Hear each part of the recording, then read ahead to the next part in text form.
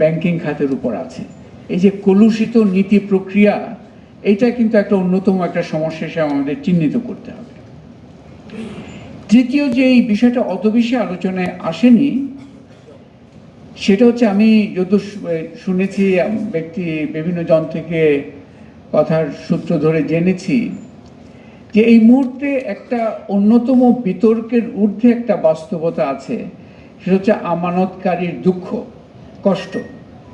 এই যে গ্রাহকরা, তারা যে তাদের আমানত রেখেছিলেন, নিতে পারছেন না, এই কষ্টটা কিন্তু নানা পর্যায়ে একটা নীরব কষ্ট সারা সমাজের মধ্যে আছে। কারণ বিশেষ করে এই ধরনের প্রতিষ্ঠানের গ্রাহক সংখ্যা কিন্তু অসংখ্য, এবং সেটা শুধু ইসলামী ব্যাংক নয়, সব ব্যাংকেরই, বিশেষ করে যে সব ব্যাংক নয়, যেগুলো আপনার যে সংকটের মধ্যে আছে যে ব্যাংকগুলো, তাদের গ্রাহকদের একটা দুঃখের বিষয়টাও আমাদের মাথায় রাখাটা প্রয়োজন।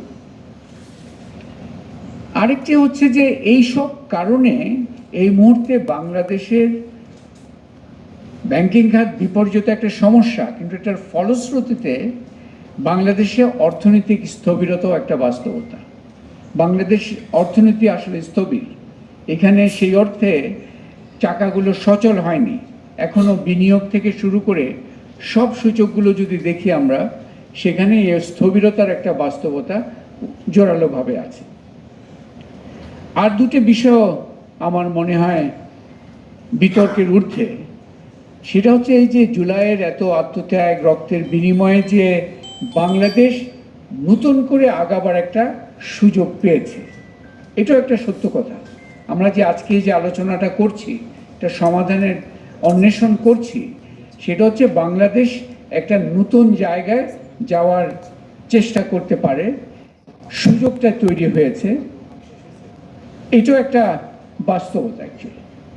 এবং সর্বশেষ যে বিতর্কের ঊর্ধ্বে যেটা আমি তুলে ধরতে চাই, যে আমরা সবাই সংকটের কথা বলেছি, কিন্তু একই সাথে এটাও সবারই আই থিঙ্ক মনের কথা, সংকট বিশ্লেষণটাই একমাত্র কাজ নয়, আমাদের অন্যতম কাজ হতে হবে সমাধান। অ্যাকচুয়ালি সংকট বিশ্লেষণের মাধ্যমে সমাধানকেই আমাদের গুরুত্ব দিতে হবে, কিন্তু সেই সমাধানগুলো অবশ্যই নৈতিকতার মানদণ্ডে উচ্চ পর্যায়ে থাকতে হবে। আমরা বাস্তবের কথা বলে নৈতিকতার আরেক ধরনের কম্প্রোমাইজ করে সেই সমাধানগুলো টেকসই সমাধান হবে না। এই বিষয়গুলো কিন্তু বিতর্ক নাই, এগুলোর মধ্যে কারো সেখানে কেউ চ্যালেঞ্জ করতে পারবে না। এই যে 6টা কথা আমি বললাম, এটা কিন্তু সবারই একটা গ্রহণযোগ্য একটা বাস্তবতা। এখন আমি যেটা অলরেডি বললাম, যে সংকটের চরিত্রটা আমরা বুঝতে পেরেছি, এটার মধ্যে অবশ্যই অর্থনৈতিক খাত এবং বিশেষ করে ব্যাংকিং খাতে একটা বিপর্যয়, যেটা আপনারা বললেন, সেটা সংকটের একটা অন্যতম দিক। কিন্তু কথার মধ্যে অনেকগুলো উঠে এসছে। সেই সংকটের মধ্যে যেমন ব্যাংকিং খাতের সুশাসনের ঘাটতি আছে, বা ছিল, বা এখনো হয়তো সেইভাবে সবগুলো অতিক্রম করা যায়নি। একই সাথে অন্যান্য বিষয়, যেমন একজন বলছিলেন যে স্টে অর্ডার, মানে আইনি প্রক্রিয়ার অপব্যবহারগুলোও কিন্তু এগুলোতে এক ধরনের অবস্থা তৈরি করেছে। তো আমাদের সমাধানের পথ খুঁজতে গেলে আমাদেরকে কিন্তু সংকটের এই যে বহুমাত্রিকতা, এটাই মাথায় নিতে হবে। এটা শুধুমাত্র ব্যাংকিং খাতের আভ্যন্তরীণ একটা যে, অবশ্যই সেখানে সবচেয়ে বড় নজর, কিন্তু এগুলো এক অর্থে এনেবলড হয়েছে এই যে আইনি প্রক্রিয়ার অপব্যবহার, তথ্যের অপব্যবহার ইত্যাদি ইত্যাদির মাধ্যমে। এবং সর্বোপরি পলিটিক্যাল গভর্নেন্সের যে চরম একটা অলমোস্ট লাইক এ ক্রিমিনাল পর্যায়ের যে অপব্যবহার, সেই পর্যায়ে এটা গেছে। তো এখন আমাদের সমাধানের পথগুলোর দিকেই আজকে আমাদের নজর দিতে হবে। এই যে সম্মিলিত শক্তি, আপনাদের যে আজকের উপস্থিতি, এটা একদিকে যেমন আপনাদের বেদনার জন্য উপস্থিত হয়েছেন, একই সাথে আপনাদের সমাধানের আকাঙ্ক্ষার জন্য এখানে উপস্থিত হয়েছেন। সেই জন্য আমাদের সমাধানের পথগুলোকে পরিষ্কার করে বোঝা দরকার, উচ্চারণ করা দরকার। অলরেডি উচ্চারিত হয়েছে অনেকগুলো, আমি শুধু হয়তো রিপিট করব কিছুটা। এবং এই আজকে যেহেতু বাজেটের আগে এবং যারা আজকে দায়িত্বে আছেন, নতুন নির্বাচিত সরকার আসছেন, তাদের অর্থনৈতিক টিম আছেন, তাদের কাছে এই মেসেজটাও যাওয়া দরকার। আজকের যে আলোচনা, ব্যাংকিং খাতের বিপর্যয়কে কেন গুরুত্বের সাথে সমাধান করা দরকার, কারণ এটা সমাধান না হলে অর্থনৈতিক ধসও কিন্তু অতিক্রম করা যাবে না।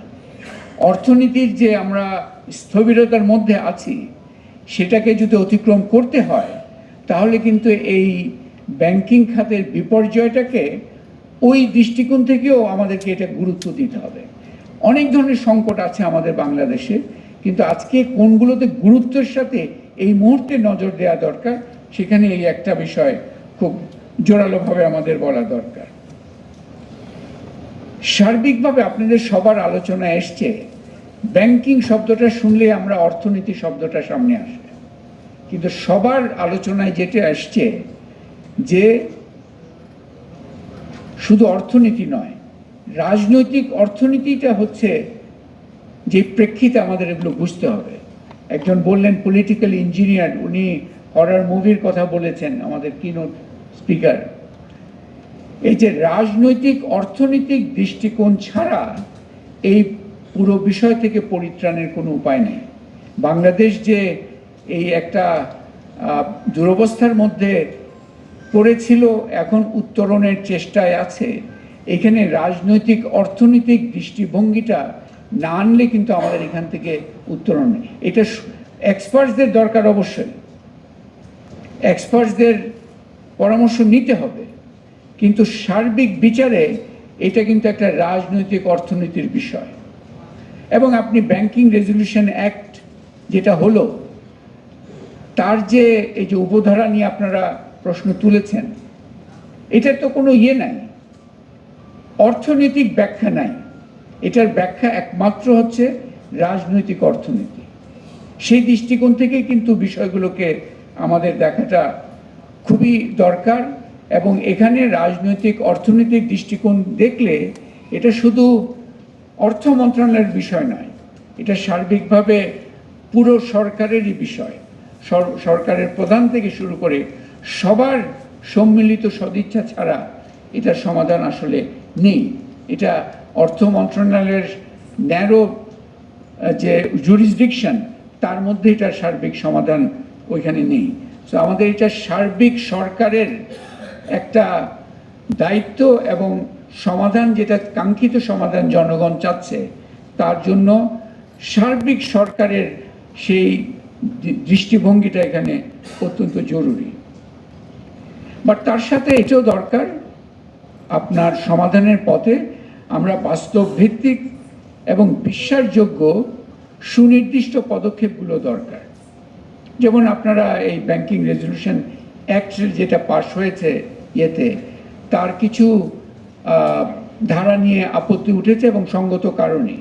কারণ দেখা যাচ্ছে যে যাদেরকে এতদিন বলা হচ্ছিল এবং এখন পরিষ্কার হয়েছে, যাদের যেই কলুষিত রাজনৈতিক অর্থনীতির কারণে যারা এই সমস্যা তৈরির মুখ্য ভূমিকা রেখেছে, তাদেরকে আবার এক ধরনের এই পুরো সিনের মধ্যে প্রবেশের সুযোগটা, এটা অবশ্যই প্রশ্নবোধক একটা চিহ্ন সবার সামনে দাঁড়িয়ে যাচ্ছে অ্যাকচুয়ালি, এটা কোনো মতেই।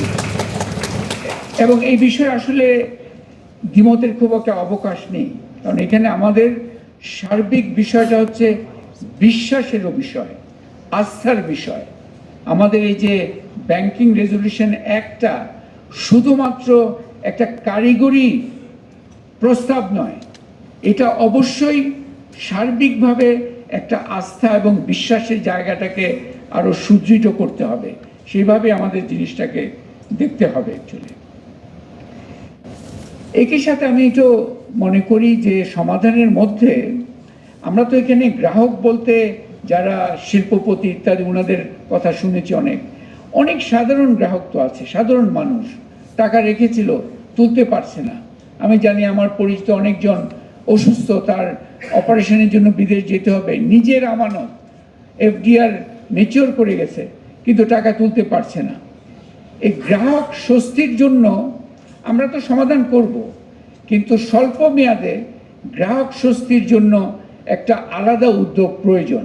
আমি জানি যে বাংলাদেশ ব্যাংকের গভর্নর সাহেব উনি হয়তো একটা এই ধরনের স্পেশাল ফান্ডের কথা চিন্তা করছেন এই গ্রাহক স্বস্তির জন্য। এটা আমি ওনাদেরকে উৎসাহিত করব। এই জায়গাটা আপনারা অবশ্যই অর্থনৈতিক উদ্যোক্তাদের যেমন আপনারা ফোকাসে রাখবেন, সাধারণ মানুষ যারা সরল বিশ্বাসে আমানত রেখেছিলেন তাদেরকেও ভুলে যাবেন না। তাদের কষ্টটা এত জোরালোভাবে হয়তো সেমিনারের মধ্যে আসছে না, কিন্তু তাদের স্বস্তিটাও কিন্তু আজকে অত্যন্ত গুরুত্বপূর্ণ। কারণ আজকে বাংলাদেশের সামনে সবচেয়ে বড় চ্যালেঞ্জ হচ্ছে আমাদের ভবিষ্যৎটা আমরা নৈতিক মানদণ্ডে দাঁড় করাতে পারছি কিনা। আমরা শুধুমাত্র একজন এক্সপার্ট বা একজন বাস্তব ভিত্তিক আলোচনা, শুধু তা নয়, নৈতিক মানদণ্ডের নৈতিক একটা উচ্চতায় বাংলাদেশকে দাঁড় করানো আজকে আমাদের অন্যতম সম্মিলিত একটা চাহিদা। একই সাথে এটাও আমি বলবো যে আমাদের সার্বিক সমাধানের মধ্যে উদ্যোক্তা যারা আসছেন এখানে তারা কথা বলেছেন যে অর্থনীতিকে সচল করাটাও সবচেয়ে গুরুত্বপূর্ণ একটা কাজ। কারণ আজকে বাংলাদেশে আপনার এই স্থবির অর্থনীতি যদি চলতে থাকে, স্থবিরতা যদি আরও বাড়ে, বেকারত্ব যদি আরও বাড়ে, বিনিয়োগ যদি আরও ঘরের মধ্যেই বসে থাকে, তাহলে এই আলোচনাগুলো কিন্তু একটা কাগজে আলোচনা হয়ে যাবে। কালকে আরও দুইটা সমস্যা বড় হয়ে দাঁড়াবে। কালকে হয়তো আর এই আলোচনায় মানুষ শুনতে চাইবে না, শুনতে চাইবে যে বেকারত্ব কিভাবে দূর করব, শুনতে চাইবে যে এই যে মূল্যস্ফীতির ধাক্কায় যে জর্জরিত পারিবারিক বাস্তবতা সেটা কিভাবে সমাধান করব। সো অর্থনীতিকে সচল করাটাও অত্যন্ত জরুরি। এখানে আমি আর খুব বেশি বলার প্রয়োজন নাই, অনেকগুলো স্পেসিফিক উদ্যোগও এসছে, প্রস্তাবনা এসছে। আমাদের যিনি ফারুক মঈনুদ্দিন সাহেব, আমার মনে হলো খুবই ইন্টারেস্টিং একটা পরামর্শ দিয়ে গেছেন। এই যে আপনার যেগুলো যে আমরা ঋণ খেলাপি বলি, ঋণ খেলাপির মধ্যে উনি একটা বিন্যাসের কথা পরামর্শ দিয়েছেন যে একটা পার্ট অফ দ্য ঋণ সুস্পষ্টভাবে এটা হচ্ছে লুটের বিষয়, সেটাকে ঋণ খেলাপি থেকে সরিয়ে উনি যে বললেন যে ব্যাংকিং খাতে প্রোটেস্টেড বিল বলে একটা খাত আছে, এগুলো কিন্তু খুবই উদ্ভাবনী চিন্তা, এগুলো করা দরকার। এগুলোর মাধ্যমে আমাদেরকে ওই জায়গাতেও চিন্তা করা দরকার।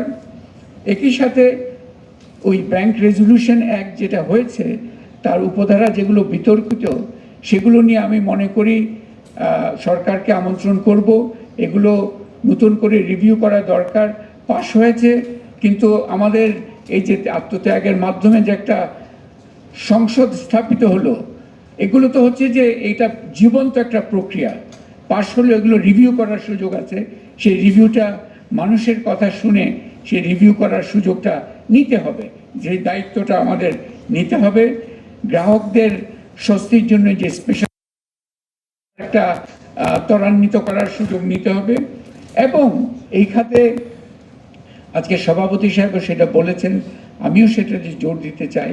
আজকে আমরা সুনির্দিষ্ট একটা সংকট নিয়ে আলোচনা করছি, ব্যাংকিং খাতের বিপর্যয়, বিশেষ করে যে সাম্প্রতিক যে বিপর্যয়, কিন্তু মধ্য এবং দীর্ঘমেয়াদী জায়গা থেকে বাংলাদেশ ব্যাংকের এই যে একটা ইন্ডিপেন্ডেন্স, আমাদের আজকে যেই ধরনের শাসন ব্যবস্থা আমরা আজকে পাকাপোক্ত করতে চাই, সেটা হচ্ছে চেকস অ্যান্ড ব্যালেন্সের, সেখানে দায়িত্বের বিভাজনগুলো সুস্পষ্ট করা, এবং সেখানে আমাদেরকে দায়িত্ব দিতে হবে, কিন্তু আবার দায়িত্বপ্রাপ্তরাও অপব্যবহার করলে হবে না।